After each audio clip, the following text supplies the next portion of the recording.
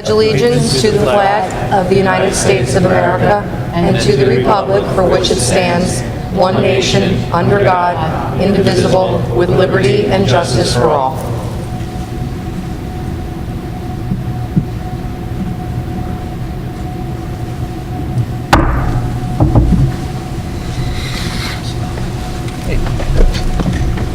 Ms. Perry? Mr. Talty? I am here. Mr. Conti?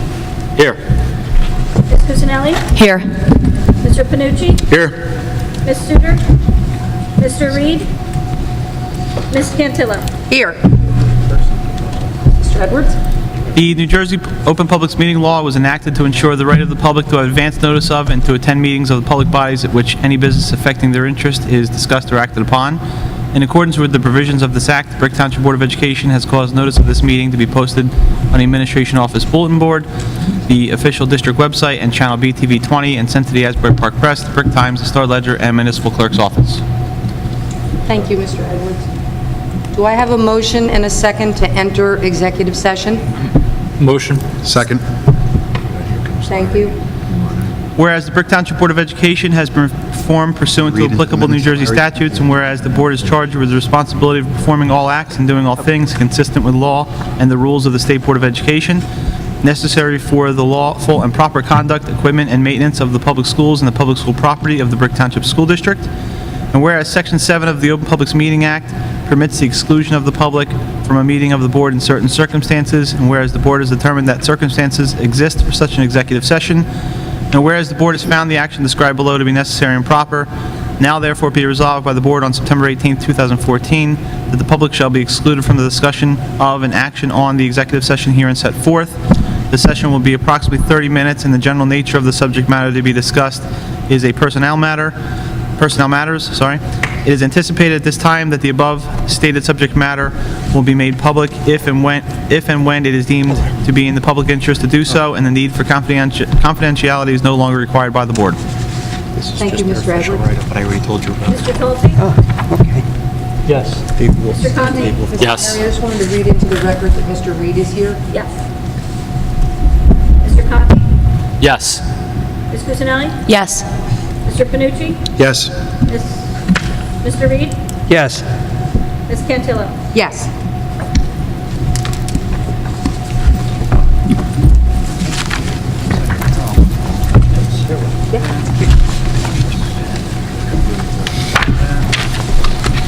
Dr. Mary.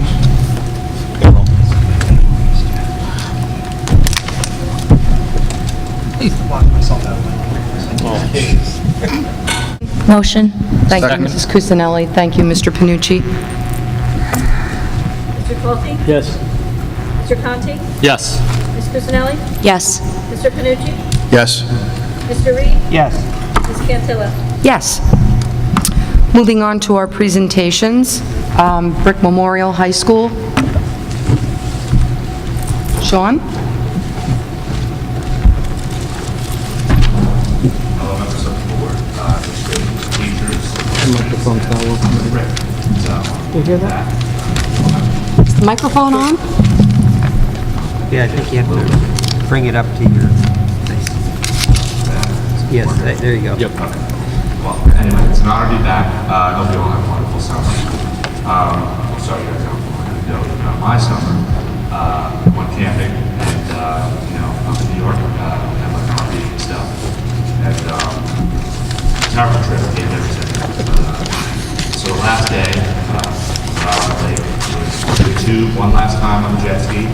Have to be out of there one last time, get it over with. And I'm on the back, fall off, tube hits me in the face, and I'm a teacher down on the tube. So, great way to end the summer and vacation, but now I got to be back. It's better than before. So, yeah, so that was my summer. But, yeah, so at Brick Memorial, we have new administration, as you know. Mr. Joseph, Mr. Blessing, Mr. O'Connell, and Ms. Downhill. There last year. I personally met Mrs. Joseph recently. She's a great principal, wonderful woman. Maybe not very young, but she's really cool. How things are changing because of that. Like when it's getting a little stricter in the hall, passing stuff now. But they're great group of administration. We started the year out with our freshman orientation. Made sure all the freshmen knew how to get around. Went really well. The first day, I think we had already crossed the bridge, getting lost. SGA and NHS helped find a way, and it ended up going really well. And to welcome the new administration, kind of out of order here. We had awesome school spirit at the very first break game. Student section for both teams were really awesome. Blackout, whiteout. I know Brick Township, they powder up, and we just had like a massive stand. You know, all the guys deck marched to the stands. It was a lot of fun, and I know Mrs. Joseph was very impressed. Now Monday is back to school day. We have all the clubs are gearing up for the Mustang Marketplace where we sell goodies, quote unquote, ranging from shirts, candy to cupcakes, all that good stuff to help the clubs boost their income for the year. SGA is selling water to the parents. Make sure the boys are totally lying. And then finally, the school is gearing up for our homecoming on October 18th.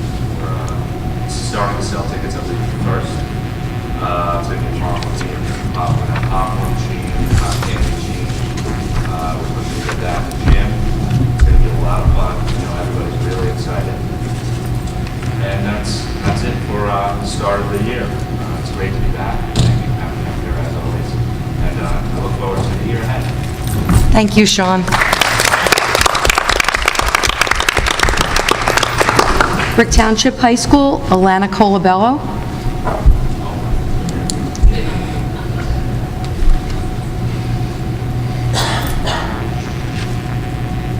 Hello, everybody. My name is Alana Colabella. I haven't met a lot of you, so nice to meet you. And for those that I'm not, okay. And for those who I do know, it's great to see you. I am the current SJ president of Brick Township High School, and Mr. Phillip so graciously asked me to represent Brick Township High School, and I'm truly honored. I'd first like to thank all of you guys for what you do, because I know that you guys do quite a lot to keep all these wonderful schools running, and you should know that from the students, we all appreciate you guys so much, because let's face it, brick schools are the best. So, at the beginning of the year, our freshman orientation and our back to school night, they went wonderful. I know for a fact that the freshmen feel very welcomed because my own little sister is a freshman, and she's having a great time at school. She got lost once or twice, but she's doing okay. Also, our sports teams, they're doing fabulous. Actually, right now, we're having the first brick soccer game, and like Sean said, on Saturday we had a football game, and both schools had great spirit, and I really think that since both schools are doing so well in sports, the kids are getting more spirit, and then their enthusiasm for school itself is also transferring. So it's really great to have all the sports teams doing so wonderful. Also, the fifth period is up and running and running smoothly, and so is blended learning throughout all subjects. And coming up soon, we will have our homecoming dance and our homecoming game. And the big thing that we're trying to do this year with SGA is to spread service and spirit. So for our homecoming game, what we want to do is welcome back all of our alumni because of the winning at the state championship game. We're really anticipating a lot of alumni coming back. So what we plan to do is to have each grade decorate a car that is themed for an alumni. So there would be like one for the decade of the 70s, one for the 80s, one for the 90s, and then people would be able to vote for which cars they like the best with change. And then each grade would then get the change to go towards fundraisers, like the prom, or things that they'd like to do in the school. So we're really hoping that that's going to work out. Alumni is going to be welcomed, and even more spirits going to be raised in the school. We also have October 4th, our band festival, with over 20 bands, and we'd love for everyone to join the fun. And that is basically the wonderfulness of Brick Township High School. And thank you so much for having me. Thank you.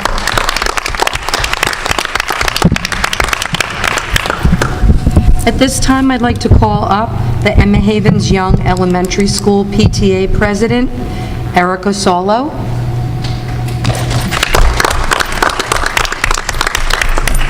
Good evening, board members and everyone. Excuse me, I lost my voice. I'm here tonight to present to Emma Havens Young School what we raised last year, and we're going to do it as a gift of another laptop. No, I'm sorry, the cart with the iPads in them. Thank you. And also for the first graders who their budget was cut with their social studies supplement, we're going to give them what they need for that from Scholastic. And also extra programs for the school. It'll be in the amount of $7,000. And so from the PTA of 2013-14 and South 2014-15 is what we present tonight. Thank you so very much for your dedication.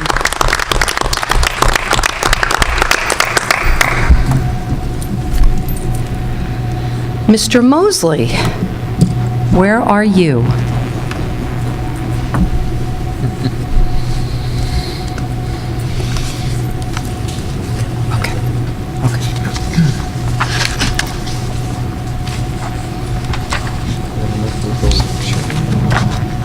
Good evening. Last month I was up here and I gave a quick recap of what we've done for training. But I also warned everybody that we were going to be doing the assessment of the anti-bullying program in the school. That was supposed to be completed. We have to put this information in the state by the end of this month. All the schools went through it. This was a requirement safety teams had to meet and go through a 40-page document, which was a lot longer than last year. This is a big step upward. A lot more questions, a lot more detail about what we're doing with the program. And so all the school safety teams met, and what we're showing you up there is the scores. Let me just go quickly through some of the scores so we understand what's going on. Each category, we can say a core element, covers a specific area. Core element 1 is HIP programs, approaches, or other initiatives. The maximum score in that column is a 15. So what we looked at there is what each school is doing with the program. Now, we can see that some schools are doing more. However, once again, little things like how effective is their safety team? What other programs are they bringing into their schools? And so our scores range from a 14 down at Oswaldville, and that's Mr. Brett Novick there, and he does some awesome things with his program. Also down at Lake Riv, Michelle Porras is there. If you want me, I could go on forever to tell you what everyone's doing, but then we'll be here all night, so I'll just try and highlight for you. The next element is core element 2, and that's training on board education approved HIV policy. The maximum score in that area is a 9. And you can see that most of our schools are pretty well consistent. And for the most part, I think we're okay. We have a couple of 6s. In those areas, the question, let's pull that out again. The second question was the kicker on that one.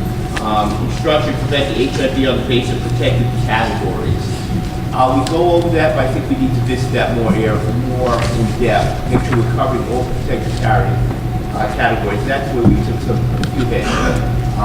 Making sure everyone's covered. Core element 3 is other staff instruction and training programs. Once again, the maximum score there is a 15, and we do need to possibly ramp that up. And that's going to take us some dollars and getting people out to some of the different programs that are available. So we're going to be looking at that this year. Core element 4, curriculum instruction on HIV-related information and skills. Maximum point is 6. We did really well. And if we look at it in high school, which is at the bottom, I actually had to go back through, and high schools actually have that embedded in their PE programs. So that's addressed through the PE in health, both the ninth graders and the 12th graders. So we're okay there. On the back, you can take a look at that area of the high school. For element 6, school level HIV incident reporting. 6 points is the maximum. And once again, that area, we are very effective across the board. Reports are going in, and we're addressing those issues. For element 7, HIV investigative procedure, maximum is 12. We're okay. I think, once again, a little bit of more fine tuning, once again, part of the thing is we started reporting to you last year, middle of the year, every month on specific incidents. So we have, I think overall, we'll improve that this year. You'll get to see me every month. What? I should say that. You don't want to see me every month, but if need be, I'll be here every month. And then for element 8 is HIV reporting once again. Me coming in and talking to you. The maximum point there is 6. Overall, the maximum score any school could get is a 78. And you can see how we did on the last column. I want to go ahead and point out that last year, our scores were not as good. Our scores are considerably better than last year. And I can, district overall was a 57. We're up to a 64 this year, considering better. And across the board, the schools did better. And I'll run down Warren Wolf was 47 last year, 56. Emma Havens Young, 55, moved up to 56. Drum Point, 59, 71. Oswaldville, 60, up to 72. Herbertsville, 58, up to 60. Veterans 58 to 59. Lanes Mills, 54 to 61. Mid-Street's actually wanted to drop 2 points. But I take that into consideration, the depth of the questioning, and the program probably did get better, but overall, maybe drop 2 points, right? I can buy that. Hope you all will forgive them for that as well. Lake Riviera, 65 up to 76. Vets Memorial, 64 up to 70. Brick Memorial High School, 52 to 61. And Brick Township also dropped 2 points, same as Midstream. Once again, we're talking a much more in-depth question scenario that they went through. So overall, I think we did well. We still have work to do, and we will be addressing that. We already have scheduled all the anti-bullying specialists will be getting together again in January. Post this, they looked at this in August, did this, so we'll be getting together in January and going back to see how we're progressing with this. We already have a few ideas of people we would like to have at that meeting, and we'll be doing that. We will be asking one of the changes from last year. We'll be asking for a resolution from the board approving this tonight. Last year we did not have to do that, but that is something they required from the state this year, and that's a change. Once again, it's one of the new things that they did ask. So at some point we'll be asking for a resolution from you to approve this or input this tomorrow and get this into Board of Ed by hopefully the end of the week.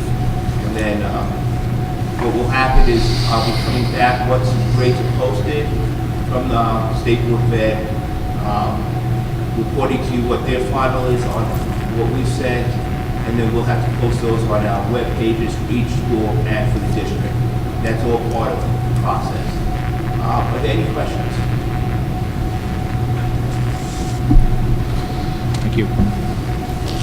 Thank you very much for your time, and that's all. Thank you. Thank you, Mr. Mosley, for a great job.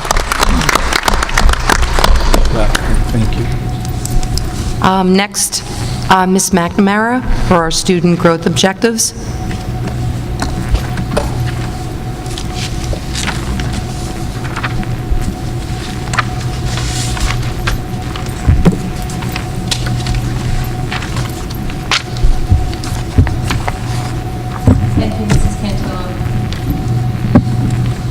Good evening, Board of Education members, Dr. Yazinski, and Central Office Administration, and people in the town ownership. I was asked to come, by the way, I'm Susan McNamara, I'm the District Testing Coordinator. I was asked to present this evening on SGO 2.0.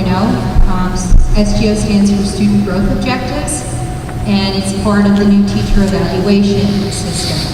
Last year we had Student Growth Objectives, this year we have Student Growth Objectives 2.0. There is a new timeline, which is part of the reason why we're calling it 2.0. This year, we have from September to October, the teachers will be working on determining student starting points and creating their SGOs from those student starting points. By October 31st, they have to have an approved SGO, and this is a team effort. They work with their supervisors as well as their colleagues within their learning communities in order to develop very high quality, rigorous, and deep SGOs. From October to the end of the school year, they track the progress of those SGOs, and then there is a mid-year check-in point, and it's the same as it was last year. It's around February 15th, and that's to just make some small modifications if needed, depending upon mobility rates within the buildings, and other factors that may impact the target that they selected based upon the multiple data points that they began with. And finally, at the end of the year, the results are reviewed and determined whether or not the SGO was met.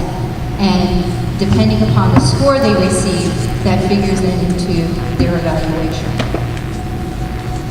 There is a small modification to the timeline. If you're working within a block school, you can do an SGO for your first block and for your second block. And so they modified the timelines in order to incorporate that. And that's what you have on this slide. The number of SGOs that are required by teachers, for the most part, the rule is 2. If you are an SGP teacher, if you receive an SGP score, which is a student growth percentile score, and that's based upon state testing in grades 3 through 8, if you're an SGP teacher, then you're really only required to do 1 SGO. But many things impact upon whether or not you will receive an SGP score, which is why the state has recommended that just about everyone write 2 SGOs, particularly because of mobility rates and the fact that you have to have a certain number of students in your classroom for a certain period of time for the year in order for the SGP to count. Non-SGP teachers have to create 2, and SGOs count for 20% of the teacher's summative rating in their evaluation. So why do we do this? Well, there's value in SGOs, but before I begin to get into that, let me just say that teachers do this anyway. Teachers spend time at the beginning of every school year, whether they have an SGO to write or don't have an SGO to write. Teachers do it as part of good practice. They receive their children into their classrooms, they acknowledge what levels they're at, and they differentiate their instruction to reach as much of their student population as possible to affect as great a student achievement as possible within their classrooms. This process of SGO or SGO 2.0 just formalizes that. So if we look at the value for the educator, it continues to help them improve their practice because they're breaking down the data points that are associated with each child and determining the best practice to differentiate the instruction for the children in that classroom. For the evaluators, it's an authentic measure of just how effective we already know our teachers are. And for the students, it gives them high quality instruction because the teachers are digging deep to find those best practices in order to address every child at their preparedness level in the classroom. I mentioned before that teachers are using multiple data points at the beginning of this SGO process for this year. Last year, they were only required to use 1 data point for the most part of pre-assessment. That really didn't allow them to dig deep to develop those preparedness levels for each of the students. So when we reviewed the process, the state came out and said we should use multiple data points, and really it was teacher feedback. They wanted to be able to do this. So one of the parts of multiple data points is to allow teachers to use different types of assessments for their SGOs. And the list is there, so they can use performance assessments, they can use portfolios, benchmarks, finals if they're modified appropriately, program-based assessments, and they can use standardized tests as one of their data points. The sources for those, they can use prior year tests that are associated with the knowledge and skills that are required for the grade or subject that the teacher is writing their SGO for. They can use assessments in other subjects as long as it's related to the curriculum of the subject they're writing their SGO for. They can use prior grades from prior classes. Again, there has to be a connection and an association. Beginning of the year diagnostics, and markers for future success. This is new. So when we take all of those data points, that allows us to create preparedness levels for our students. In creating preparedness levels, we can make our SGOs more ambitious and achievable for a wider range of students in that classroom. And it helps us differentiate, again, our instruction to a greater level so we can reach a greater number of students. So what are preparedness levels? Well, we can look at preparedness levels in many, many ways, but this is how the state suggests. There's a low level of preparedness, students who have yet to master prerequisite knowledge of skills needed for this course.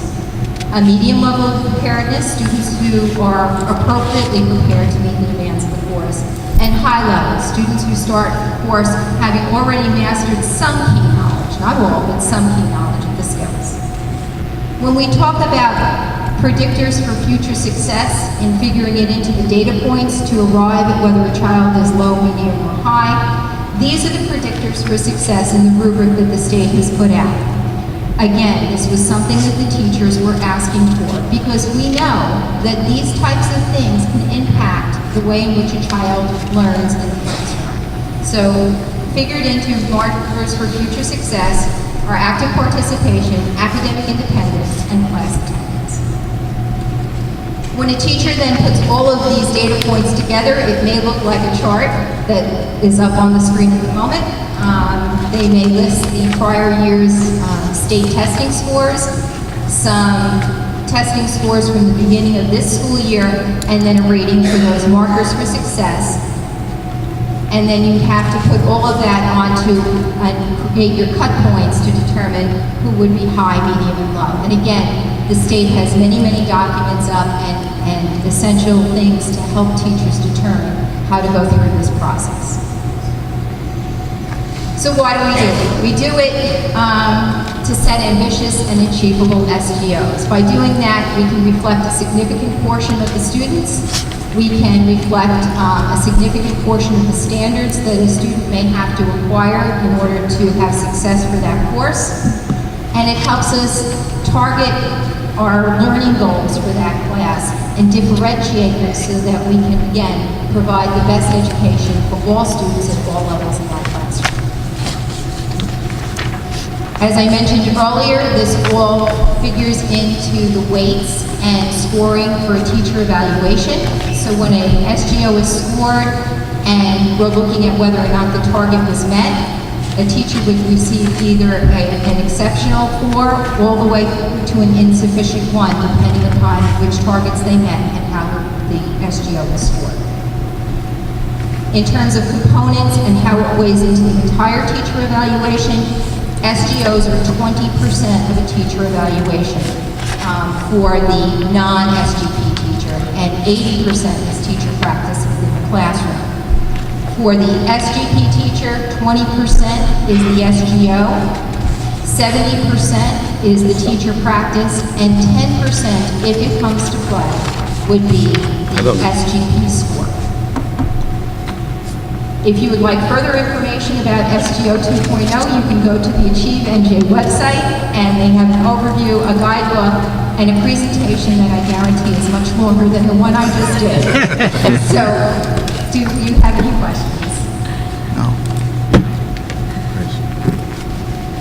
Finally, I know that everyone is pretty anxious about the testing that's coming down the pike. Dr. Uzinski has been working very diligently to get as much information from the state as possible, and we are hopeful that in the next 3 to 4 weeks, we will have some definitive answers to all of your questions. But please know that you have a wonderful staff who is willing to work with and support your children every single day. And the process that we will go through in state testing will be a positive one and one of growth for all of us. Thank you. Thank you, Mrs. McNamara. Great job. Great job, Sue. Moving on to our approval of minutes. I need a motion and a second for the August 28th regular meeting. A motion. Thank you, Mr. Panucci. Second. Thank you, Mr. Reed. Does anyone have any questions on these minutes? Seeing none, Mrs. Carey? Mr. Tolkien? Yes. Mr. Conti? Yes. Ms. Cusinelli? Abstain? Mr. Panucci? Yes. Mr. Reed? Yes. Ms. Cantilla? Yes. Okay, coming up with our committee reports, communications and public engagement. Mrs. Cusinelli? Thank you, Ms. Cantillo. Just real quick, because we had a lot of presentations, we discussed on September 16th, it was myself, Dr. Uzinski, Mr. Panucci, Mr. Conti, Dr. Morgan, Dr. Caldez, and Mr. Bayo from the Technology Department. The primary focus of our meeting was about continued upgrades and improvements to the district website. I won't go into all the specifics in the interest of time, but also just want to tell everybody to be on the lookout in October for the next issue of our online newsletter, Spotlight. And if you haven't already seen previous issues, they are still online and available, so I would encourage everybody to take a look at that. Thank you. Thank you, Mrs. Cusinelli. I see Mrs. Suter's not here for CNI. Mr. Reed, facilities? Thank you. Just to hit some of the highlights, as you know, we have a lot of ongoing construction projects and improvements and capital expenditures here in the district. We have on the agenda tonight the exterior door replacements at 5 schools for a cost of $676,000. This is one of the ROD grant projects, regular operating district projects that we have put in place and approved. And as you know, the ROD grant projects, it's 60% funding by the local district and 40% paid for by the state. So we're implementing these projects over the next 2 to 3 years as we get the bids out and accept them. Now, one of these projects that we have a problem with that came up at the meeting was the windows. We wanted to replace the windows in about 6 schools, as we did here at Brick Township High School. But the bids came in $1 million over our budget for the project.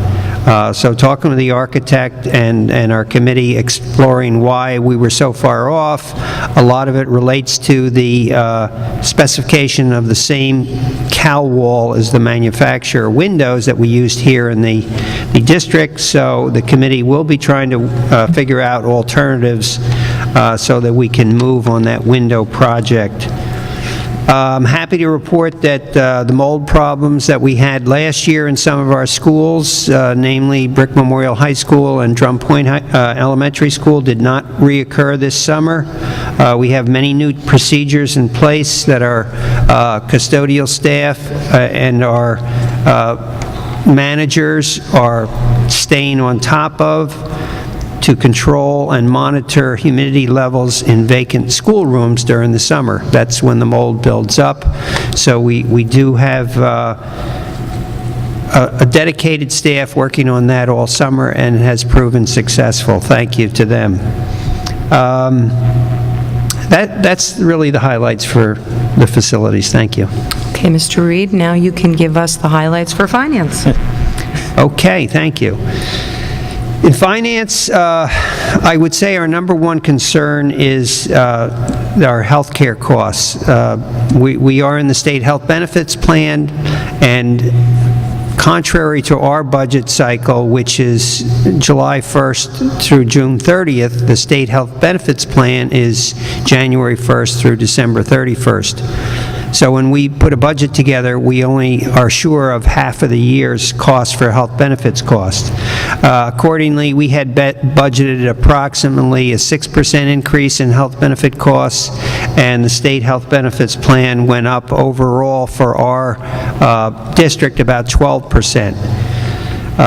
This results in a deficit of about $500,000 in the monies that we had budgeted for this coming year, which includes the 6 months from January 1st to June 30th. So we are looking at alternatives, and we hope to have a recommendation for the Board of Education by our next Board of Ed meeting. Another item that you'll see on the agenda, we're buying a new walk-in cooler freezer for Brick Memorial High School. It's cost $70,000, and we're looking for the board to approve that tonight. Thank you. Thank you, Mr. Reed. Human Resources, Mr. Talty? Thank you. Thank you. On September 8th, Dr. Uzinski, Dr. Morgan. Hello? Can you hear me? No. Is that on? Rich, check see if the switch is on. Hello? Yep. Okay. There we go. Start all over again. On September 8th, the Human Resource Committee met. In attendance was Dr. Uzinski, Dr. Morgan, Dr. Caldez, Mrs. Cusinelli, Ms. Cantella, and myself. We had a long discussion on most of the issues that are on the Human Resource agenda for approval tonight. A special note would be to accept with regret the retirements of Deborah Fazio, who was a special education teacher in Veterans Middle School for 20 years and 2 months. Cynthia Kinney, who was a supervisor in math, K-12, with 35 years and 6 months. And last but not least, Valerie Evan, a transportation supervisor, school bus driver, who served the district for 26 years and 8 months. So I'd ask you to give these 3 people your appreciation for their time and efforts.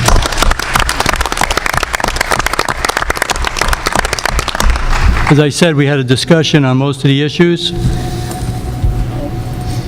and a majority of the Board of Education is recommending that the superintendent's recommendations be approved tonight. Ms. Cantilla, that's it. Thank you, Mr. Talty. Mr. Panucci, New Jersey School Boards Association? Yes, thank you. I'm going to try to condense this for everybody as quick as I can. On the 14th of September, actually, we'll start with this.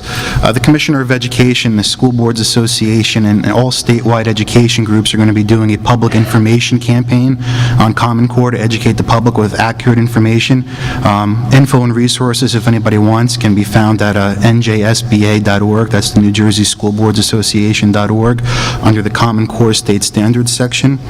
Also, the association is currently developing a new strategic plan to guide school boards through 2017. A group of about 40 school board members and School Boards Association staff, led by an 11-member steering committee, of which Mr. Conti is actually serving on, have identified our association's strengths and weaknesses and are going to come up with the best practices to deal with today's rapidly changing educational landscape. That being said, the association statewide for school boards is actually going to be doing something that they've never done before. They're creating a database specifically for school boards on best practices, and they're asking all districts to submit everything from good governance to financial to education. And through the president, if I can respectfully ask Dr. Uzinski, at his discretion, however he wants to do it, if we could work together to create some type of report of what BRIC does, especially over the last 2 years, to submit to school boards to be part of that database, I sure would appreciate that. I would be honored to do that, and thank you, Mr. Panucci. Thank you, Doctor. Legislatively, this is actually started from Mr. Reed, all public entities and even the private sector pay 70% of workers' compensation benefits. School districts pay 100%. We've been talking about this for a year now, trying to get this changed to put us in line with all the other entities. Through the attorneys at the School Boards Association and through our 10th legislative district, looks like we may actually have legislation that's going to be introduced in the Assembly finally. And I know Mr. Reed has been working very hard on that. I simply just picked up the ball and ran with it. Whether it gets passed by both houses of the legislature is another thing entirely, but the fact that we made it to this point to get meaningful legislation introduced that will save taxpayers, not just in Brick, but throughout the state of New Jersey, a lot of money, while not hurting employees at the same time, that helps a lot. I don't know how to properly say how big this is. But other than that, the Ocean County School Boards Association, just for the rest of the board members, our fall meeting will be Wednesday, October 1st at 6 p.m. And all county leaderships throughout the state will be having a leadership meeting this Saturday morning in Trenton at 8 a.m., which Mr. Conti and myself have to go to, being our delegates to our county association. And just so everybody knows, all these things that I go to, I'm the delegate on behalf of the entire board. We all collaborate with all the information we bring back to all these things, because obviously, because of sunshine laws, not all of us can go to all these things. So thank you for bearing with me, and I hope I got through that as quick as I could. Great job, Mr. Panucci. Great job. Mr. Conti, Garden State Coalition. And I will try to be brief as well. There was a ton that was done. We had our meeting yesterday for the Garden State Coalition, and at first we had myself, Mrs. McNamara, Dr. Uzinski, and Mr. Panucci going. Unfortunately, Dr. Uzinski had a death in the family and he couldn't attend, but we tried to, like Mr. Panucci says, we always try to bring back as much good information as we possibly can. So we had discussions. We were graced by the presence of Barry Ehrlichson, who is the New Jersey Department of Education Chief Performance Officer and Assistant Commissioner of Data. I just wanted to look down to make sure I got that long-winded title correct. Basically, she kind of lords over the entire park system there. So there, as Ms. McNamara said, there is a lot of information that's coming out in the next 2 to 3 weeks that's going to guide us, but the common refrain was that we really shouldn't be worried, because New Jersey has had testing in the past. We've had standards in the past, we're going to continue to have standards in the future, and we're going to continue to have meaningful testing in the future as well. So it's nothing to be afraid of. It's something that is going to aid our district to kind of guide our instruction to make sure that our kids are doing as best they can, and our teachers are instructing them at their levels as best they can. So a lot of exciting stuff. I'm sure that a lot of it will come out in the coming weeks and months, but it was an excellent meeting, and I appreciate the people that Frank and Ms. McNamara and also Dr. Uzinski for being willing and able to attend. So I appreciate that. Thank you very much. Thank you, Mr. Conti. Dr. Uzinski, do you have a superintendent's report? Yes, I do. Thank you, Ms. Cantillo. First, I too want to thank Mr. Conti, along with Ms. Mack and Mr. Panucci, but I want to thank you for attending that, and I'm going to get into something very quickly for the public, and that is that it takes a team in order to do well. When I started here 2 years ago, I noticed that there's an awful lot of people that are more than willing to give to make Brick the best. An example is, right, like Mr. Conti just said, attending that meeting on the park test so that we know what's going on, because the state has been giving us limited information, and they take the time out. He's a volunteer, but takes the time out to give over and over again. And I want to thank you for the report that you sent me to my office today too. It was very, very thorough, and that means a lot to me. It's important. I wish I could have been there with you. Unfortunately, I couldn't. But that brings me to this. We've put a lot of effort, this Board of Education, and everyone in the district. And I don't want to leave anyone out, so I say everyone in the district. I want to say that we have outstanding leadership with our administrators, our supervisors, our coaches. That administration leads down into our teachers, our secretaries, our custodians, our grounds, everyone in the school district, because we all care about kids. And with that said, it's the leadership of our administrators, the central office administrators that put up with me, but also the Board of Education, and most especially what the teachers do each and every day in their classrooms. And it's because of that, and I'm saying this collectively because it starts in pre-K. And with us, with Child Find, which is state law to look at children that are 3 and 4 years old that are needy and maybe have some learning disability or something that needs to be addressed prior to starting school. So it starts in the very beginning and leads us up to the high school days. And it's because of that, with all the new initiatives that the Board of Education has allowed us to initiate, with the hard work and dedication that we've put in to this district in the last 2 years, the changes that we've made with a lot of resistance, and still people refuse some changes, but we will change. And it's because of that change, the New Jersey Monthly Magazine took Brick Memorial School from a score ranking of 261 to 188. That is a magnificent feat, and I congratulate the administrators and staff, teachers, and everyone on what they're doing in this district to make a difference. That is a tremendous growth that's unheard of. Also, Brick Township School District, congratulations also, because they went from 261 to 206. I think Mr. Philippone's here. That is a tremendous feat, thanks to your leadership, with your administration, and everyone else. And Dr. Caldes to my left.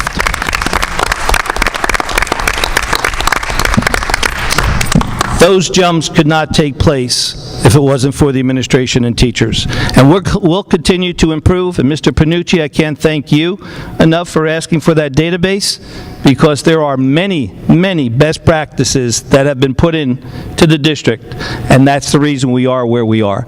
And for those that are still resistant change, we'll help you to see that we have the vision in order to make Brick the best school district. We have the parents that are the best, the volunteers that take place, everything that we do. So I'm privileged and pleased to announce that New Jersey School Board, New Jersey School Monthly Magazine article. Also, if I may, I'd like to congratulate Ms. Kuchigan, and I know I'm saying that wrong, but it's congratulations. It is our great pleasure to inform the school district that you have been selected as the recipient of the 10th Legislative District Excellence in Education Award for 2014. Our office will be in contact with the superintendent, Dr. Uzinski, and the principal, Mr. Luckenbach, in order to pass along the good news. Your dedication and personal initiative at Brick Township School District is truly commendable. We are thrilled to have selected you as a model educator for Ocean County. In the interim, if you have any questions or concerns, please contact, and it's the legislative offices. I received this just the other day. So congratulations to Wendy, thrilled, and to the Board of Education. That concludes it for today, Ms. Contillo. Thank you. Thank you, Dr. Uzinski. Moving on to curriculum and instruction, Dr. Morgan. Thank you, Ms. Cantillo. The superintendent recommends that the board approve the following items, number 1 through 8. Thank you. Thank you, Dr. Morgan. Do I have a motion and a second? A motion. Thank you, Mr. Panucci. Thank you, Mrs. Cusinelli. Do I have any questions from board members on items 1 through 8? Mr. Reed? Yes, I have a question on field trips, number 1, I think it is.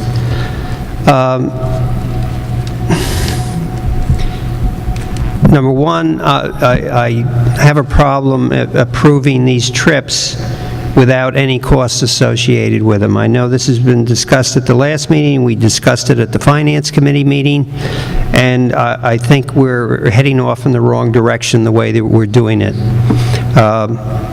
My understanding, and if I'm wrong in this, Dr. Uzinski or Mr. Edwards, correct me, is that we approve a school budget in the prior to the start of the school year, and we try and cover everything in the budget. It is an estimate, but we try to budget for all these expenses. When it comes to these field trips, the only reason they're coming up for our approval is, in my mind, because they haven't been budgeted. Is that true or not true? I don't. Mr. Not true. Go ahead. The board policy indicates that the Board of Education has to approve anytime students are either going to be out of classroom instruction or out of district. Okay, so do we have costs that we budgeted for all these trips? They're included in the 2014-15 budget. And where would they show up in that budget? They're in your fuel expenses, they're in the repairs on the vehicles, they're in the salary of the bus drivers, they're in various lines. Okay, but part of it has been the transportation costs where there's overtime involved, correct? Yes, and that's already budgeted in the overtime account for transportation. Okay, I noticed that last year, our overtime account for transportation is about double of what we have in this year's budget. Right, because Mr. San Giovanni has made some routing changes where he believes he's going to be able to save money.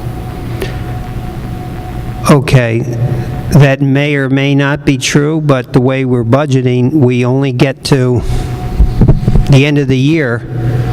We don't really have a monthly overtime budget, so we have no idea how the overtime and transportation costs fits in on a monthly basis. We only know at the end of the year, right? We have a monthly, we see the amount that's been spent and can compare that to the amount that was budgeted, so we do have, a cumulative tracking of the overtime. But you don't have a monthly budget for overtime? No, it's not budgeted monthly, correct, it's budgeted annually. Okay. You keep it track, though. So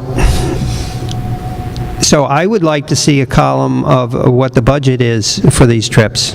And, I know there's a problem estimating I don't know what's the matter with the speaker. Maybe it's my mouth. It's not working right. They're not working. I think we should have a budgeted amount, and we should have an estimated expense that's related to these trips, because we're asking to approve trips to Pennsylvania, and I don't know how that fits in with the overall budget. Do you know, Mr. Edwards? Actually, no, I would defer that to Dr. Morgan. I believe she does get that information when she gets the field trip request forms. Am I correct on that? Yes, that's correct. So you could put a budget amount in the far right column. It's for out-of-state. I think what's being missed here is the out-of-state, when there's a cost, we know what that is.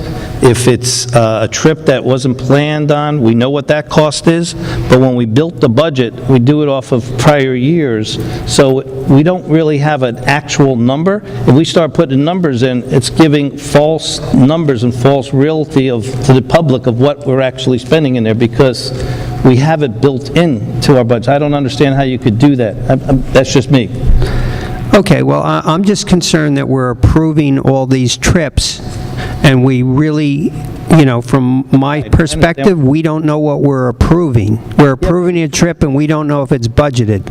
Right, but that's, I know mine's doing the same thing, but that's what I'm saying. Mr. Edwards, correct me if I'm wrong, but when we do the budget, when we had done the budget, we built in that overtime and we build in the local trips that we take.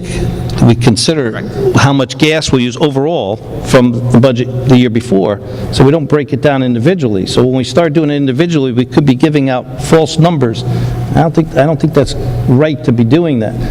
I don't know how you can do that, because the bus driver's hired anyway, it's in the budget, and if it's a local trip, there's no cost because it's already in our general budget. So if we start putting in numbers, I don't want to give a false reality of what's really happening out there, except if it's an actual cost to the board, above and beyond that of the budget.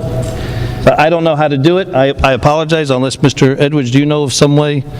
I think I know what he's asking, but I don't know how to. Yeah, and I think it's a whole new. Similar to what we discussed at Finance Committee is that we could give you an estimated cost there, but the estimated, it'd be just that, it would be an estimate. And of course, as if there came a point in time during the year where it looked like there was more trips being requested than there had been in the past years, then Dr. Morgan would bring that to our attention, because we would know that would then drive up the costs. And so she monitors that on her side. When the field trip requests come in, she's looking at, did they do this trip last year? How many vehicles did they take the year before? How many kids went? So those are all things that she's looking at prior to her putting it on her schedule for your approval. Okay, let me ask another question then.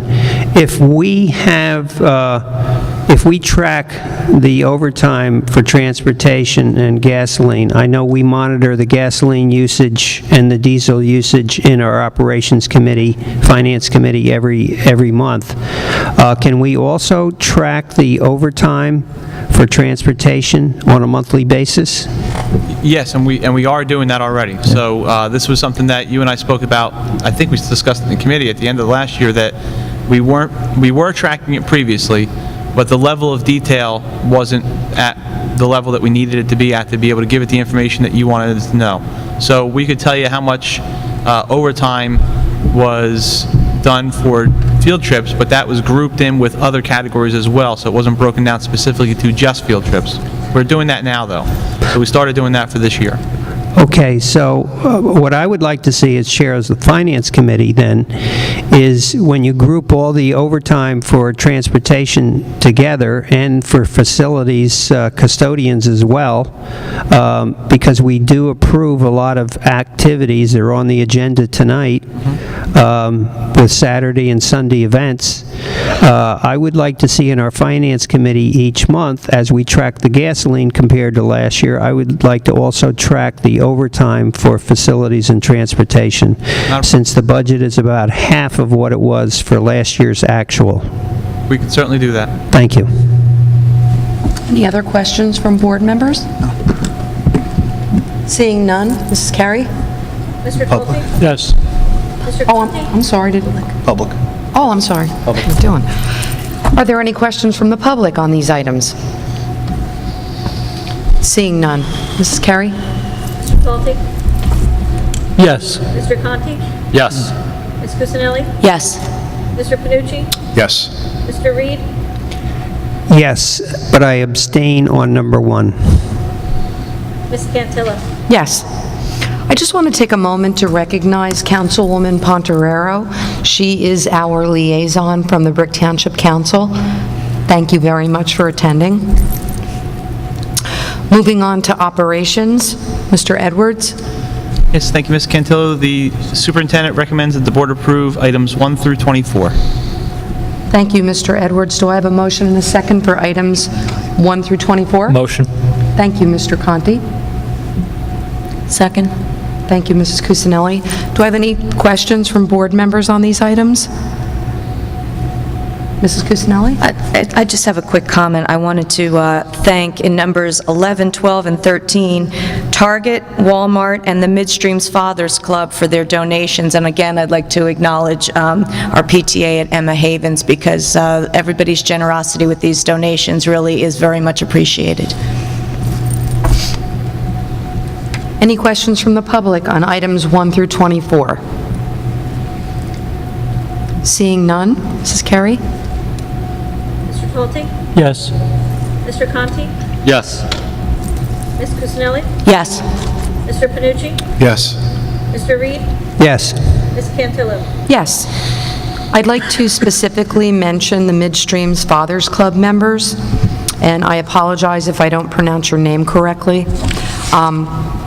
Craig Alsdorf, John Audino, Ken Bannock, Jim Bevan, Don Poteris, Paul Cook, Paul McLaughlin, Stan Lemska, and Tim Salvador. Thank you very, very much.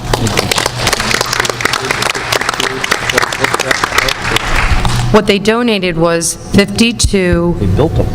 Oh, they built them? Yes. Wow, that's even better. 52 two-shelved bookcases, 2 for each classroom. The materials were purchased by the Midstreams PTO for $2,540. Great work and great dedication to our students. Thank you very, very much.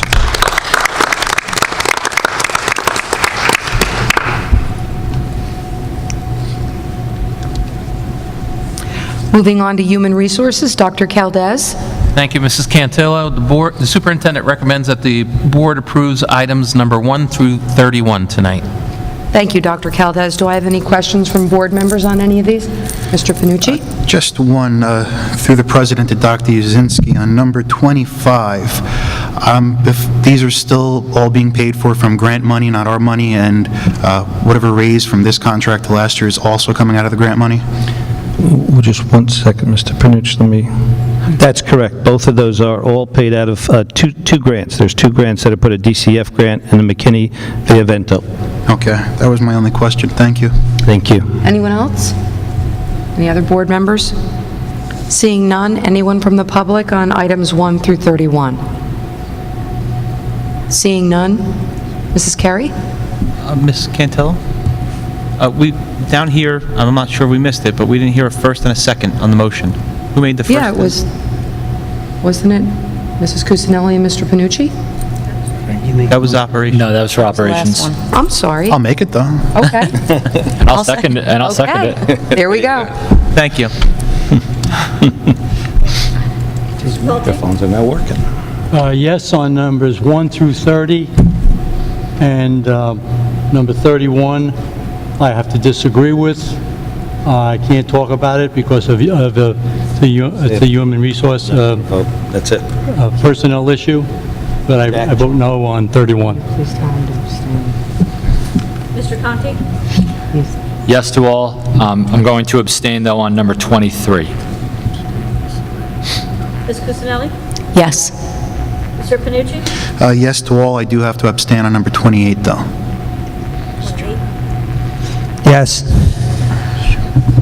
Ms. Cantillo? Yes.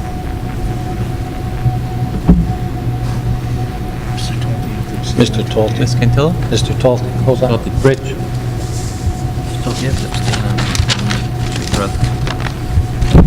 All right, I'll abstain on 28.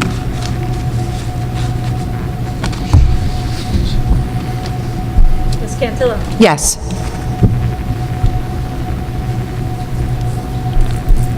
At this time, I will ask for anyone who would like to make a comment from our board. Oh, yeah, I will. Any of our new people, any new hires that want to come down, we'd love to shake your hand and welcome you to the district.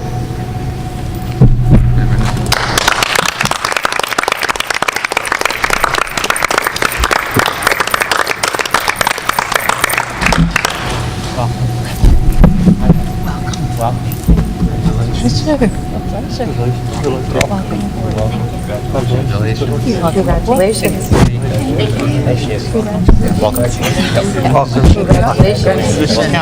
Congratulations. Welcome. Congratulations. Congratulations. Good luck. Congratulations. Abstaining on. Congratulations. Congratulations. Good luck. Someday I'm going to just say no. She said to say thank you. We're doing board or public first? We're going to do board first. Next time. Okay. Mr. Panucci? Sure, just a quick things. This past Saturday, the 13th at Windward Beach, with the town council and mayor, the recreation department got a Kaboom grant for a boundless park for special needs children. I was lucky enough to be able to go and help out along with the varsity boys soccer team and Coach Ferrulo. They represented their school extremely well. Yeah. Another plug, Chamber of Commerce scholarship tickets are still for sale. We're about 50% sold. The drawing is going to be at the end of October. Just a reminder, last year we gave out over $22,000 worth of scholarships to BRIC students. Again, the drawing is going to be at the end of October. If you want to purchase a ticket, they're $100 a ticket. You can go on it with 10 people, you go on it with 20 people, you can buy them for yourself. This is our biggest fundraiser of the year, and it goes right to our BRIC students. You can go on the BRIC Chamber of Commerce website, that's bricchamber.com, to get information. You can call them up, you can send them a check, they'll send you a stub. I want to thank all the parents of the district, too. So far, our back-to-school nights have been absolutely packed. I drove by a few of them, and I couldn't find a parking spot. That just shows our commitment our parents have to our district, because they understand that it doesn't just happen in the schools, it also happens at home as well. So if you can't find a parking spot at these, I remember years past, some of them were barren, but they're filling up quickly, and I want everybody to know that. And this Saturday, I'm going to be going with a few hundred former BRIC Memorial wrestlers. We're going to be in Neptune to honor former Brook Memorial coach Denny DeAndrea. He's been inducted into the National Wrestling Hall of Fame. So that's going to be this Saturday at 1 o'clock. And also, you know what? I'm going to stop it there. Thank you. Well, thank you, Mr. Panucci. Mr. Reed? I have two things, Ms. Cantillo.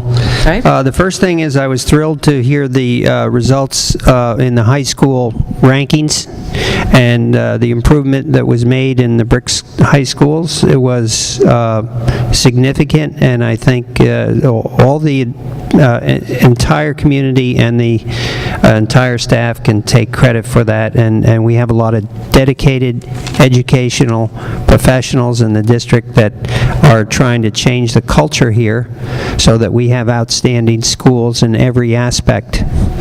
The second thing I want to mention is a little bit related to what we have with two things, a dedicated Board of Education and the Open Public Meetings Act.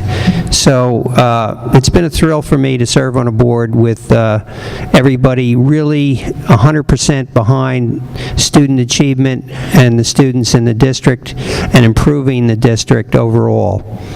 We have a lot of dynamic people on the board, and we have a lot of dynamic ideas and strategies to accomplish those goals. It's not easy all the time to balance these strategies, and as many of you may or may not know, since we can only communicate with two other board members via email, due to the Open Public Meetings Act, we almost always include Dr. Uzinski and our board president, Ms. Cantillo, in those emails. So the bombardment of emails from our dynamic board can be overwhelming, and she has to do a balancing job of all our well-intentioned strategies. And I think this should be mentioned because it's not an easy task. You have to be a psychologist, a real politician, and I want to thank her for her efforts in that area, and I want to thank this board for being very easy to work with. Thank you, Mr. Reed.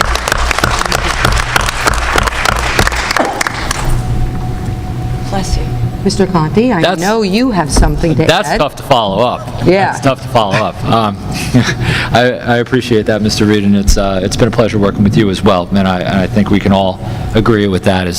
I just want to say thank you to everyone all the hard work that went into opening up the schools. I know that right before we had our last meeting, everybody's well wishes were for the beginning of school, and I have a kindergarten student right now over at Herbertsville, and I know that they did throughout the district one heck of a job, from the grounds to the custodians in here, to the building principals, to the teaching staff, you name it. And again, like Dr. Uzinski, I don't want to leave anybody out because obviously central administration had a lot of work to do as well to get all that ready.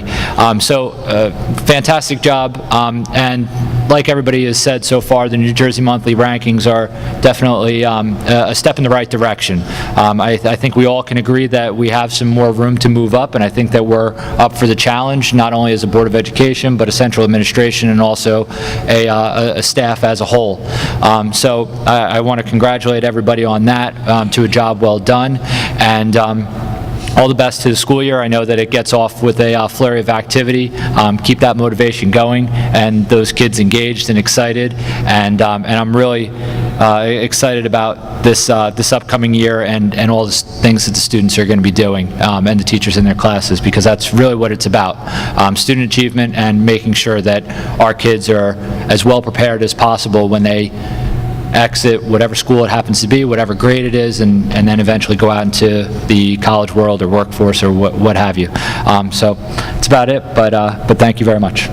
Thank you, Mr. Conti. Mrs. Cusinelli? I don't know what's left to say. Everybody already, congratulations to everybody on the opening of what I know is going to be a very successful school year, and I too was so happy to see those improvements in New Jersey Monthly, not just as a board member and a resident, but also as a product of K through 12 brick schools myself, and being at the brick game and seeing those things, it really, it takes me back, and it does reinforce that pride that we do have in our community, which is why all of us are here. So Thank you, Mrs. Cusinelli. Mr. Talty? Yes, thank you.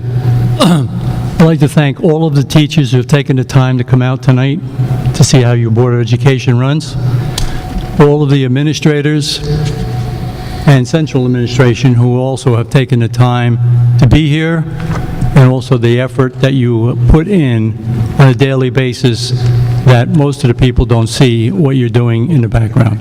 And also for many of our other employees from the TWU union who are here to support us. Again, thank you very much for that. And that's it. Thank you, Mr. Talty. At this time, I'll open it up to the public. Yes, ma'am.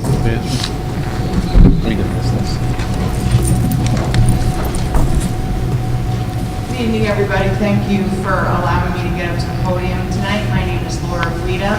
I am the president of the Marching Dragon Caravan, the parent support group of the Brick Township High School Marching Dragons. I'm sure most of you are aware, and I've talked to some of you over the course of the last couple of years. I've been a band parent since 2008. This will be the culmination of my years as a band parent here in the district, and it's been an amazing experience for me.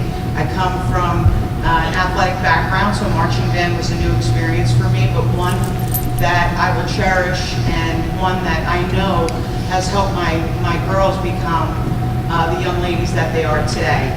I'm not here as a result of the events of Saturday. Our band was here at the high school at 7 in the morning, excited about the Memorial game, football game, dressed up, and we didn't have a bus to take us, or trucks, to take us over to the competition and over to the game to support our team and our school. It's not as a result of that, but it's as a culmination of my experience in marching band and my kids. And I was going to come here tonight and speak, but my daughter, who's the drum major in the band, had decided she wanted to write you all a letter. And in order to give her a learning experience of how this works, she's here with me tonight from the field, and she would like to read to you what she wrote. Hello, everyone. My name is Mary Ellen Vita, and I've been involved with the Brick Township High School Marching Band ever since my older sister joined about 6 years ago. My sophomore and junior years, I was the section leader for freshman section, and now as a senior, I am the drum major for marching band. It is quite frustrating that as a student leader of the hardest working team in the school, that I have to write and speak to the Board of Education in regards to the consistent feeling that the band is experiencing as we are an afterthought to the school district. Consequently, being that I am in the highest position of authority among the students in the band, I feel as though I have a good understanding towards how the band actually feels. Joining band as a freshman was the greatest decision I have made in my entire life. I have learned many things and made so many friends, and investing myself musically has made me a better person all around. Without this program, I would not have learned how to manage my time with band and homework, think in mature logical progression, or even develop good problem-solving skills, all of which are very important to the success of students in the future. That being said, when I was a freshman, I did everything that the older student leaders told me to do, and I assumed that all the things they told me were the right things, but quite often when asking why something doesn't work or why we don't have something, everyone's response would always be, I don't know, that's just how it is. Fast forward to my junior year, last year, at the band day / senior parent night Brick home game, I was finally excited to perform the final song of our field show. And we also had the middle schoolers perform with us on the field. It's a rewarding experience for them to perform at a big game with our marching band at the high school. We had finished the second song and we were told to cut the performance short and let the middle schooler come to the field because the football team wanted to begin playing again. That was my first taste of disappointment towards the way that the band was being treated in my high school years so far. That same year, the football team, as you know, won state championships. To celebrate the school through them a bonfire, the band, which attended every football game, regardless if we had a competition that day, so go to both, was only recognized by Coach Dahl. And I remember that very distinctly. I remember the little victory that I felt when he mentioned our hard work. And I remember the whole band huddling together quietly and questioning if any of the other speakers would recognize us. And they didn't. After that, the team and the cheerleaders were honored inside by the Board of Education without us. The examples of disappointment to the band do run on, so I'll just go through a couple of them. The band does not have a practice space to call our own.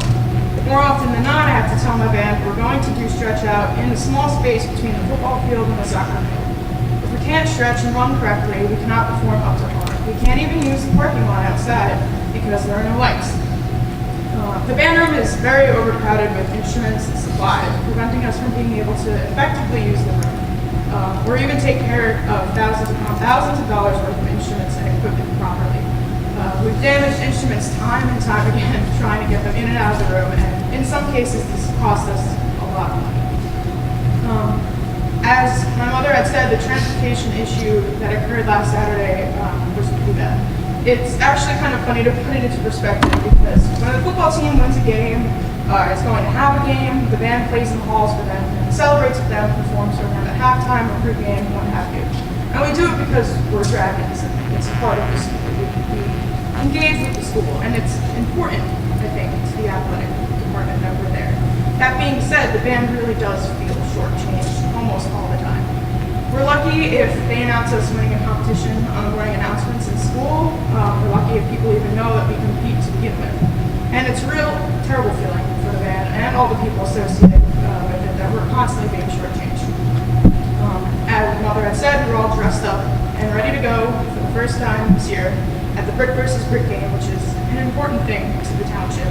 And if the disappointment that when I had to tell the rest of the band that we wouldn't be able to perform was shocking, and it was something that I probably will never forget.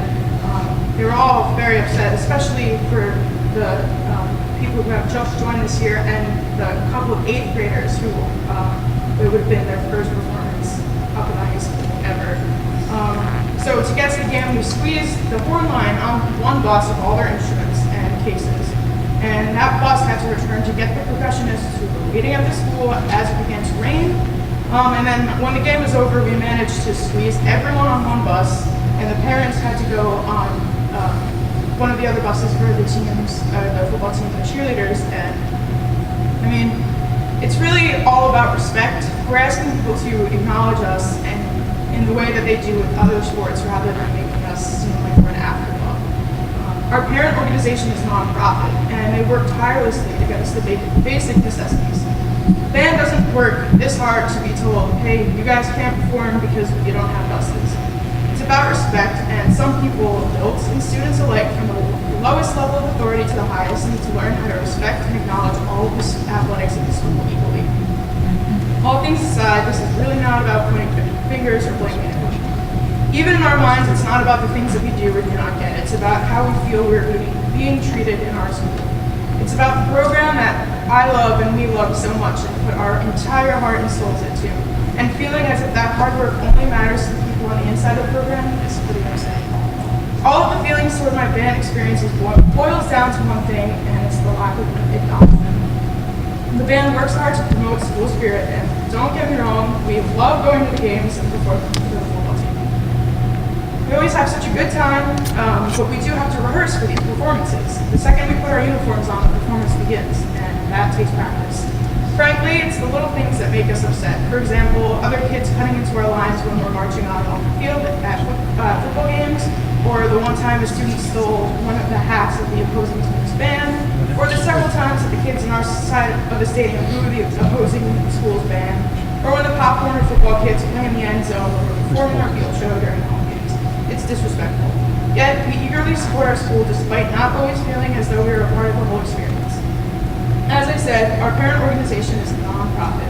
We have to raise thousands upon thousands of dollars a year to pay for basic necessities.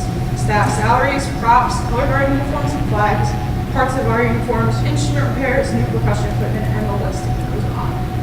With the constant budget cuts, our parent organization is finding extreme difficulties to support all the needs of the band program. Administrators are constantly telling our band director and the parent organization that we are the hardest for pinching in the building, or that they see us practicing late at night all the time. We're always being assured that they do care about us, but when we are constantly feeling unappreciated, those late nights of hard work don't really feel like they're worth anything, and we don't feel like a part of anything now. Ladies and gentlemen, know that as of right now, my band is practicing moments away outside in the field and working very hard, just as we always do, and just as we always will for years to come, regardless of how we are perceived throughout the district. Know that as a student, I take great pride in looking at the growth of the students, fellow band members, best friends, and all of my peers in general who are involved with marching band. The students are growing and improving minute to minute, not only musically, but academically. My hope is that these words that I'm saying to you will resonate in your heart and not supply you. My band desires to be a part of this high school experience, and I'm asking you to please help us to feel like we are. If you take anything from this at all, just remember that I'm a student at Brick Township High School, making an enormous effort to teach my peers how to be responsible and positive, and encouraging others to do the same. Band has that effect on many kids.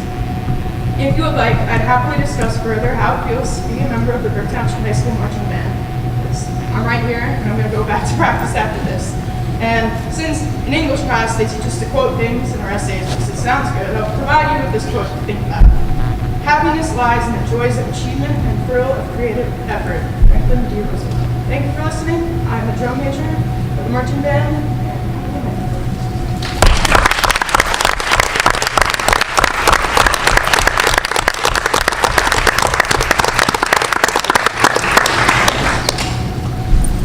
Is there anyone else that would like to make a comment or question?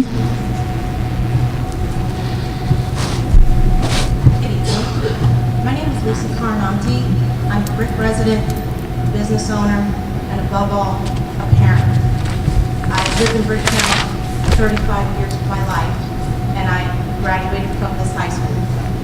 I come to you tonight representing a group of other Brick residents that are also parents that have children that attend St. Denis School. We're having an issue this year. Our issue, it seems to be a common thread in the meeting tonight, is transportation. For the last 10 years that my children have attended St. Denis School along with other children, we've always received busing from our home to our school.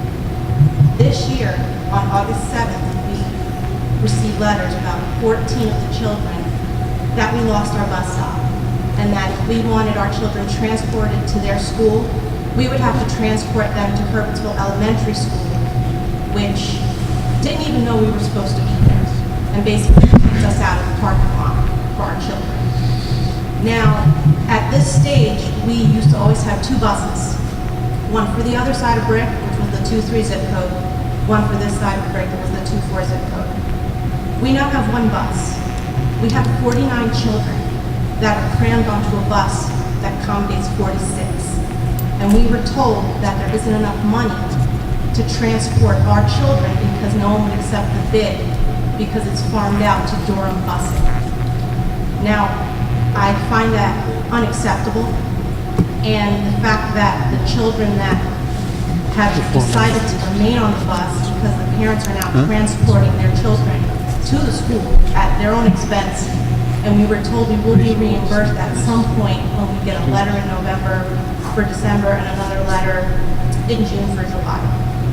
Now, the children that remain on the bus, that the parents don't have the luxury that I do, that can transport their children to and from Manasquan every day, are putting their children on the bus. These are 5, 6, 7-year-old children that are on the bus for 2.5 hours to and from Manasquan. They're coming home ill, they're coming home hyperventilating, and it's unacceptable that after all these years of we chose to send our children to private school, yes, we've paid taxes and never utilized the school system, with the exception of busing, that my children now have the choice of either being on the bus for 2.5 hours, giving them a 12-hour educational day, or I have to transport them myself because I was told that there isn't enough money to transport my children now. And there isn't enough buses, and nobody would accept the bid. Now, being at this meeting tonight, it's been enlightening for me to see that transportation seems to be a problem, whether it's field trips, the marching band that works extremely hard, or kindergarten children that choose to go to school. I'm having a problem with this and I need some help because I have the luxury of transporting my children because I own my business. That supports the town as well. There are other parents that don't have it. And I don't think it's fair that children should be made to suffer, to be on a bus with no air conditioning for 2 hours where they come home and are literally almost so ill they vomit. They didn't ask for that. They just asked to go to school and to see their friends. And I'm here tonight to represent a group of parents to ask you to help us, help our kids, because ultimately, this is the town. These are Brick residents that are here that are asking for help. And we've made phone calls to transportation and they don't get returned. We've emailed and it's something that we felt strongly enough tonight when we went to our principal. We said, you need to go to the meeting, you need to let the Board of Education know that this is an issue that is coming up. Now, supposedly this was an issue that occurred in April when all of our busing forms were sent in. Yet we were notified in August. We weren't notified in April that this was going to be an issue where we could have had ample time to perhaps ratify the situation. We were told August 7th that this was going to happen. Did not give us ample time to turn around and make plausible alternatives to say, well, wait a minute. Other schools, St. Peter's has 4 buses that come from Brick to transport Brick residents to St. Peter's. St. Dominic's has a fleet of buses. Why are we being picked on? And these buses are going to these houses, half full, dropping these children off. Half full. But yet, I have to cram 49 kids on a bus that accommodates 46. And the bus route goes from Cherry Quay to Herbertsville. We need our second bus back. Plain and simple, we need our second bus. We're not asking for anything that hasn't been provided for us for the last 15 years minimum. We're just asking for a little help in this situation. And like I said, I own a business in this town, and I see a lot of people. And it's something that I'm a proud Brick resident. I'm a proud Brick graduated from this very school. I'm here tonight just so I can answer this help. Would you be kind enough to leave your name and phone number with Dr. Uzinski? And I am sure Dr. Uzinski will take care of the issue. Thank you for Thank you making for us coming aware and of it. making us aware of the Thank you. problem. Is there anyone else with a question? Yes, Ms. Pontorero.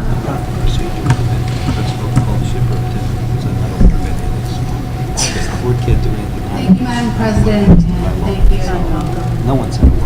It's very, very meeting, moving. I saw you guys all at our last council meeting, and I was thrilled to see a good deal of you. It shows what progress we can make when we work together as a council and as a school board.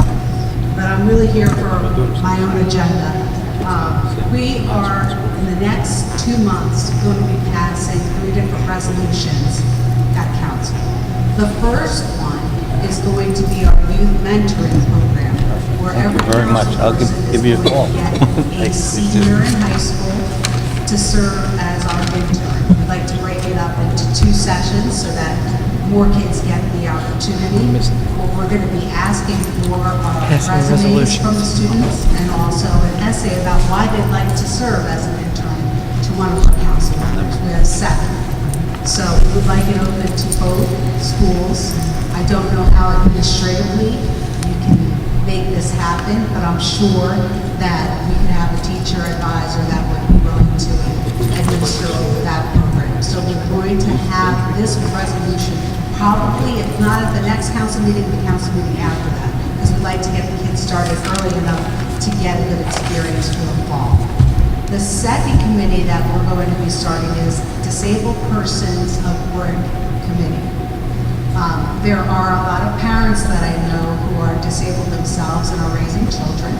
and may have special needs that are not accommodated, this committee will address those needs, whether they be in a school setting or whether it be in just the Brick community setting. So anyone who is disabled, who finds themselves going to the local food store and only having one cart to go in, one motorized cart to go in, we need to hear from you. We need to submit your resume. All of our email accounts, my email account is listed right online under Brick Township. Please send me your name and a brief resume. It doesn't have to be, you're not applying for a job, you're applying to help. So please send me your information, and we're forming that board again in the next, either the next council meeting or the council meeting after that. The third committee is the Senior Citizen Action Committee. And I had spoken to the board about one of the desires of our seniors, which constitutes about 35% of our population, is more that the school system can do for them, that whole system. And the biggest need that they have is technology. So I'd like to hear from anyone who would be willing to serve on that board. It's going to be a committee, again, it's going to pass in the next session or the session after that, but it's something we'd like to get started probably for the spring. So we need to get the committee started sooner rather than later. And anyone who was willing to serve on that committee, again, just send your information via email. It's very easy to become involved with your town. All the parents I see sitting here tonight, all the teachers I see sitting here tonight, you are the people I'm targeting because you care enough to hear what's going on. These are things that are going on in the town that overlap with the school system. I'd love to see some great seniors who are interested in politics or government apply to be our interns. We're not looking for the students with the best GPA. We're looking for the students with the most ambition and who really want that experience. So we don't want to reserve it just for an upper echelon of grade-wise. We want the kids who really want to know what is it like to work for the government, to be a public servant, what is it like potentially to be an attorney and do that, and be a mom and do that. It's a lot, and the kids should see it because I think it could help a lot of children. So all parents who are here tonight, you're getting the word, and everyone who's watching on television is getting the word. I want your seniors, and I want help as an intern for me, and I want to provide them with the opportunity to learn in a way that I wish I had. So thank you for being so receptive to us. Thank you for attending our council meeting, and I will make it a point to be at more Board of Education meetings because it is so important that we do overlap in a lot of respects. So it's important we both know what one hand is doing. Tonight I was a little bit late because it was my son's first Brick Little League game, so, and he did hit the ball. Thank you again. Thank you very much, Councilwoman. And I can just ask you if you could communicate with the superintendent on these committees, and he is the facilitator of all of it. It'll be important because one of the things, the senior citizen technology, and Mr. Philippone is right here, we do that presently in Brick Township High School. So there's a lot of things here that we already do that if we get together, we have a committee, you know, of administrators and so forth, we can help you, and then you can tell you what we have so we're not overlapping, and then we could share. Like shared service, like the governor wants. That's exactly right. So, It helps more people. yes. So 35% of our population, and what I've repeatedly been told by this population is, I need to be able to do a Facebook. I'd like to talk to my daughter who lives out in Indiana. I'd like to do a FaceTime. I'd like to, and I don't have the ability to teach them in a way that the people who devote their time to you may be willing to volunteer additional time to maybe make a class during the day. A lot of our seniors don't drive during the nighttime hours, so that's a concern. But thank you, and I will be in touch with you. yes, please do so. Thank you so much. I have a lot to share with you. Is there anyone else with a comment or a question? You do? Yes, please, Okay. if I may. I would just like to say, I want to thank Mary Ellen for your presentation. I want to thank the band parents for being here, but most especially, I'd like to publicly say that this Saturday, on September 20th, is the band competition. I believe it's, I see Mary back there. Is it 5:30, right? It starts? 4? And then at 9 o'clock is the trophies? Around 9:15, I think it is. And I will be there, but I want to, hopefully, that everyone comes out to support the band, and we're looking forward to it. And I thank the band for all that you do, and the parents. We, as a Board of Education Administration, do support you, and we'll continue to do so and make sure that you're acknowledged. And I thank you for that. Thank you, Ms. Cantillo. Dr. Yuzinski. Anyone else? Seeing none, can I have a motion? Well, no, wait a minute, before I forget another thing. I have a couple of dates. September 25th, Rosh Hashanah, schools are closed, and October 23rd is our next regular meeting here at Brick Township High School at 7 o'clock p.m. Now can I have a motion for adjournment? Motion. Thank you, Mr. Cusinelli. Mr. Panucci came in second this time. Mr.